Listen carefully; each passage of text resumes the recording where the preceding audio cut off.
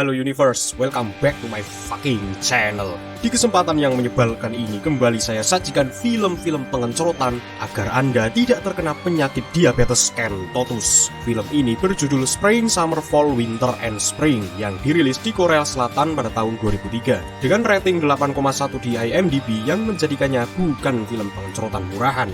Mengisahkan seorang biksu yang tinggal di biara terpencil dan ia tak pernah melihat wanita seumur hidupnya. Dan sekalinya melihat, ia langsung tergila-gila ingin mencicipi roti kempitnya. Seperti apa kebejatan kisahnya? Benarkan parkiran Anda, staples cangcutnya, dan mari saya ceritakan sampai berbusa.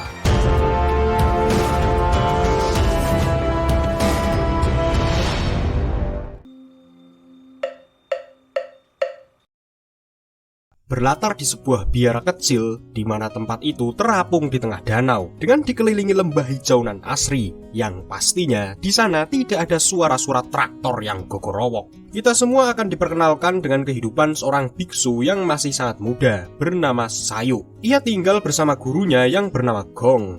Mereka menjalani kehidupan doa dan meditasi. Sesekali gurunya pergi ke pasar untuk membeli keperluan makanan, dan Sayu saat itu berniat mencari tumbuh-tumbuhan obat. Mereka lalu menyeberang menggunakan perahu untuk mencapai tepi danau.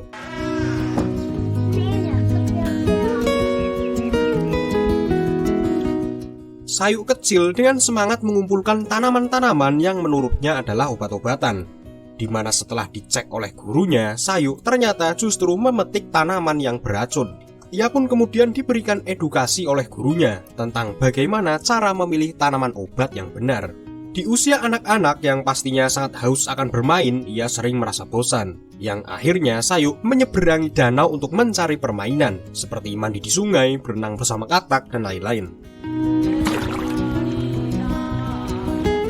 Sampainya di sungai, Sayu justru menyiksa seekor ikan dengan mengikatkan sebuah batu kecil yang membuat ikan itu kesulitan untuk berenang. Dan Sayu terlihat tertawa cekikikan dan tampak gembira dengan permainannya. Namun yang aneh, gurunya diam-diam sedang mengintainya dari balik bebatuan. Itu membuktikan bahwa Guru Gong adalah orang yang sakti mandraguna. Ia bisa terbang atau mungkin saja berteleport. Tak lama kemudian, Sayu melakukan hal yang sama pada seekor katak, yang membuat katak itu kesulitan untuk melompat. Dan lagi-lagi ia tertawa gembira ketika melakukannya. Gurunya yang melihatnya hanya bisa geleng-geleng kepala. Lalu Sayu juga mengikat seekor ular, dan kembali ia tertawa seolah Sayu begitu menikmati saat melihat hewan-hewan itu tersiksa. Dan kali ini gurunya diam-diam mengambil sebuah batu yang entah akan digunakan untuk apa.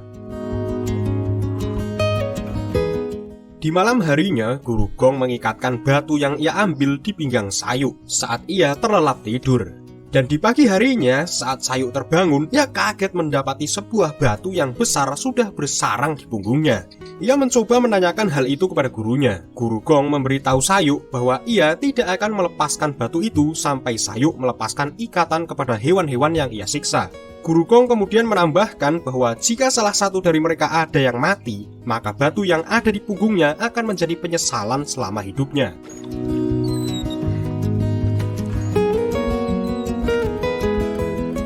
Sayu berjuang melewati hutan dengan beban di punggungnya, dan ketika ia menemukan ikan yang kemarin diikat, ikan itu sudah tergeletak mati di dasar sungai.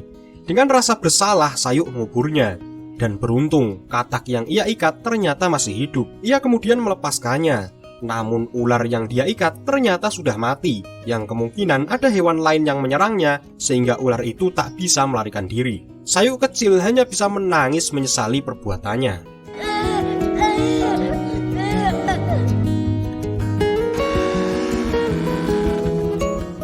Sayu sekarang sudah tumbuh menjadi remaja yang lugu dan polos.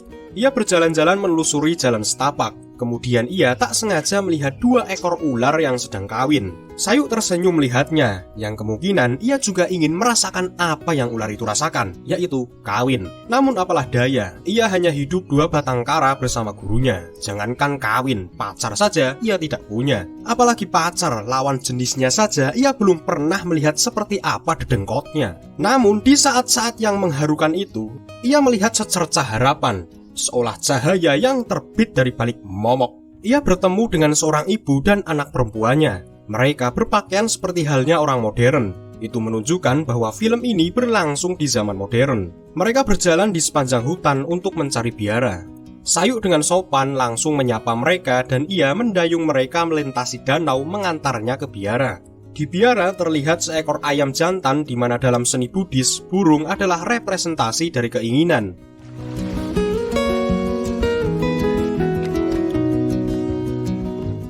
Dipimpin oleh guru gong, mereka kemudian memanjatkan doa-doa. Gadis itu terlihat lemas lunglai dengan tatapan kosong, yang kemungkinan ia terkena penyakit diabetes kentotus, yaitu gejala penyakit yang ditimbulkan akibat kekurangan asupan pergenjotan.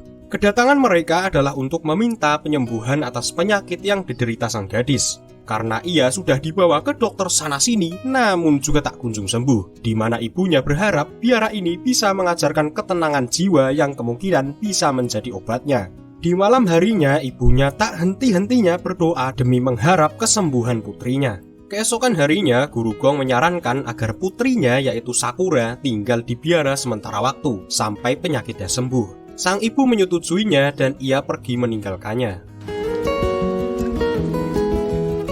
Beberapa hari Sakura berada di sana, Sayuk tampaknya menyiratkan dirinya tertarik untuk mencicipi roti kempit rasa stroberi milik Sakura. Tetapi ia malu untuk mengatakannya. Sampai di suatu ketika, Sayuk mendapati Sakura yang sedang tertidur. Merasa iba, Sayuk mengambilkan selimut untuknya.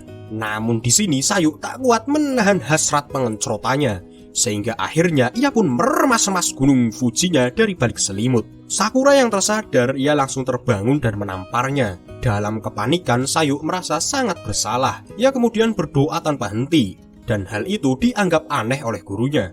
Namun Sakura menyentuh bahu Sayuk, yang tampaknya ia memaafkannya. Kemudian setelah mengetahui tidak ada yang salah dari perbuatannya, Sayuk mencoba meminta maaf kepada Sakura dengan mengajaknya berkeliling hutan. Ia diajak ke sungai dan diajari cara menangkap ikan. Namun lagi-lagi Sayuk tak bisa mengontrol nafsu pengecrotannya, yang akhirnya membuat Sakura kesal. Malamnya Sayuk tak bisa tidur karena burungnya terus berdenyut-denyut. Teringat kenyalnya gunung Fuji Sakura. Ia terus memandangi Sakura yang sedang tertidur.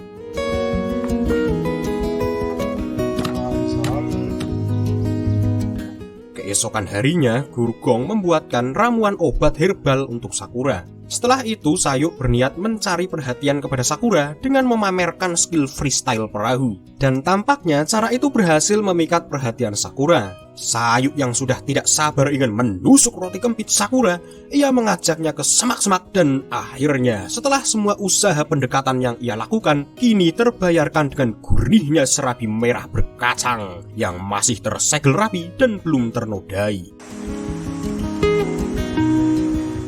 Saat mereka berniat pulang, Sakura merasa kesakitan saat berjalan, karena ini adalah pertama kalinya ia digenjot. Sayuk dengan senang hati menggendongnya. Itu adalah bentuk tanggung jawab atas apa yang telah ia perbuat, dan tentunya bonus gunung Fuji empuk yang menggesek punggungnya. Malamnya, saat guru gong tertidur nyenyak, tiba-tiba Sakura memberikan lampu hijau dengan mempersilahkan Sayuk untuk kembali memberikan selai ke dalam roti kempitnya, yang tentu saja ditanggapi secara positif oleh Sayuk, sehingga heningnya malam menjadi saksi kenikmatan mereka. Paginya, Sakura tampak begitu segar, bugar, bergas, dan sehat, seolah telah sembuh dari penyakit yang dideritanya. Sampai di sini kita menjadi paham bahwa obat dari penyakit Sakura adalah pergenjotan. Dokter manapun tak bisa menyembuhkannya, sampai akhirnya jarum suntik Sayuk menembus selaput roti kempitnya, di mana itu langsung membuatnya sehat walafiat. Jadi bagi Anda yang memiliki penyakit dan tak kunjung sembuh, bisa jadi obatnya adalah pengencrotan. Malamnya, Sakura yang sudah ketagihan akan kenikmatan yang sudah berulang kali ia rasakan, ia langsung meminta Sayuk untuk kembali menggetarkan kacangnya. Namun kali ini dengan sensasi yang berbeda. Mereka pergi ke tengah danau agar Sakura bisa menjerit sepuasnya tanpa takut membangunkan guru gong. Dan pohon rindang di atasnya menjadi saksi jeritan-jeritan kenikmatan mereka kali ini.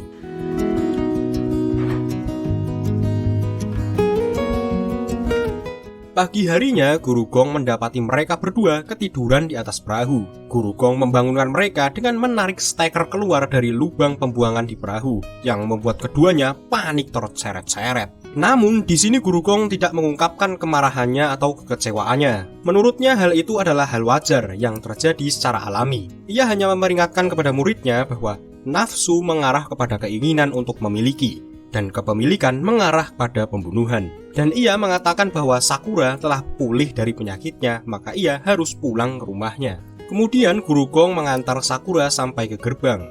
Semalaman Sayu tak bisa tidur dan sangat gelisah karena kepergian Sakura. Ia pun memutuskan melarikan diri untuk mengejar orang yang telah mengajarinya kenikmatan. Sayu membawa patung Buddha biara dan ayam jantan bersamanya.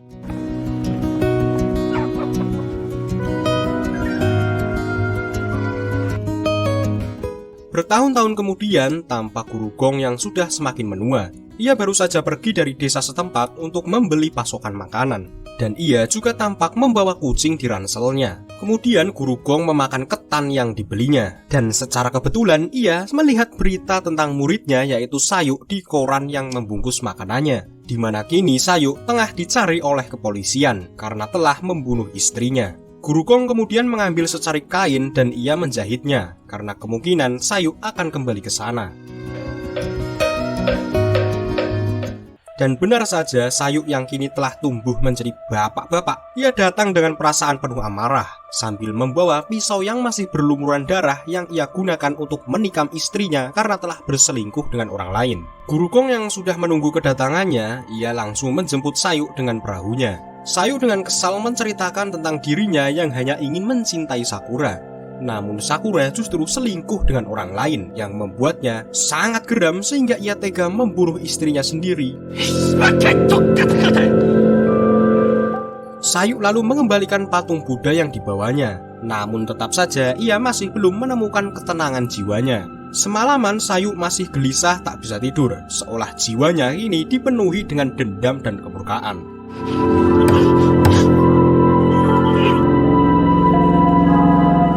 Keesokan paginya, Sayu pergi ke sungai di mana ia dulu sering bermain. Ia menumpahkan amarahnya sepuas yang ia bisa, dan Guru Gong hanya mematung melihatnya. Tak habis sampai di situ, Sayu yang sudah putus asa dengan kehidupannya, ia berniat melakukan ritual bunuh diri dengan cara menahan nafas, yang dimana itu membuat Guru Gong semakin kesal, dan akhirnya memberinya hukuman sabetan dengan rotan. Guru Gong kemudian menulis kaligrafi Cina dengan ekor kucingnya yang dicelupkan ke tinta hitam. Sedangkan Sayu yang menyadari kesalahannya, ia lantas bertaubat dengan membotaki kepalanya dan memilih kembali ke jalan yang benar. Di saat ia keluar, tulisan Guru Gong sudah hampir memenuhi halaman, dan ia menyuruh Sayu untuk mengukir sebuah huruf itu agar menenangkan jiwanya dan membuang amarah dan kebencian di dalam dirinya. Tak lama berselang, datanglah dua orang polisi yaitu Detektif Kang dan Polisi Kung, di mana kedatangan mereka tentunya untuk menjemput Sayu menuju ke selnya. Sesampainya di biara, Sayu begitu panik dengan kedatangan mereka berdua. Namun di sini Guru Gong kembali menyuruh Sayu untuk melanjutkan ukirannya. Kedua polisi itu pun setuju dan akan menunggu Sayu sampai ia menyelesaikan ukirannya. Kedua polisi itu yang merasa gabut, mereka mencoba mencari hiburan dengan menembak kaleng yang hanyut di sungai. Namun perbuatan mereka justru membuat Sayu panik, yang dimana langsung dihentikan oleh Guru Gong dengan satu lemparan batu.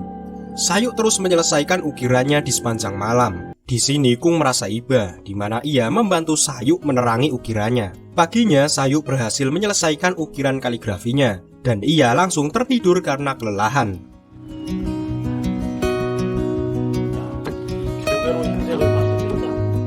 Kedua detektif itu kemudian membantu Guru Gong mewarnai ukiran Sayu, di mana ini tampaknya juga menenangkan jiwa kedua detektif itu.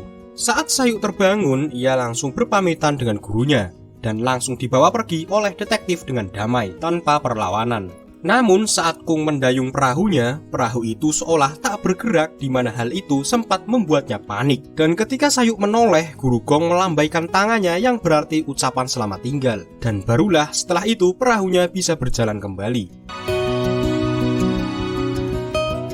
Setelah mereka pergi, dengan ajaib perahunya kembali sendiri ke biara, yang lagi-lagi merupakan kesaktian dari Guru Gong. Sang guru yang menyadari bahwa sisa hidupnya sudah berakhir, ia lantas membangun tumpukan kayu di atas perahu.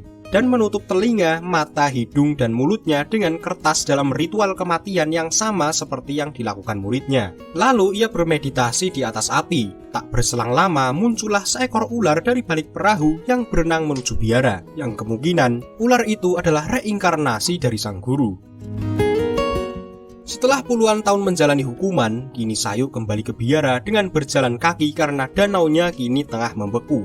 Sayuk menemukan perahu yang membeku bersama danau. Lantas ia menggali es itu dan mengumpulkan gigi gurunya, yang kemudian dibungkus kain merah dan menaruhnya di patung Buddha yang ia buat dari bongkahan es. Setelah itu, Sayuk menggali es agar ia bisa mendapat air untuk cuci muka.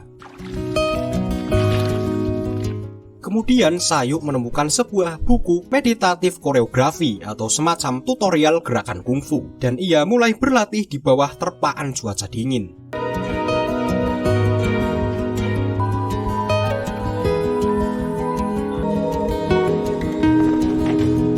Tak berselang lama, seorang wanita datang ke biara dengan membawa bayi laki-lakinya. Ia menutup wajahnya dengan sial yang entah karena apa. Sayuk menyambutnya dengan hangat. Wanita itu tak henti-hentinya berdoa semalaman dan akhirnya meninggalkan putranya di biara bersama Sayuk. Namun saat ia berjalan keluar sembari menyembunyikan tangisannya di balik sial yang menggubet wajahnya, ia berjalan begitu tergesa-gesa yang justru tak sengaja terperosok ke dalam lubang es yang kemarin digali Sayuk, di mana nasibnya sudah bisa dipastikan mati membeku di dalam sana.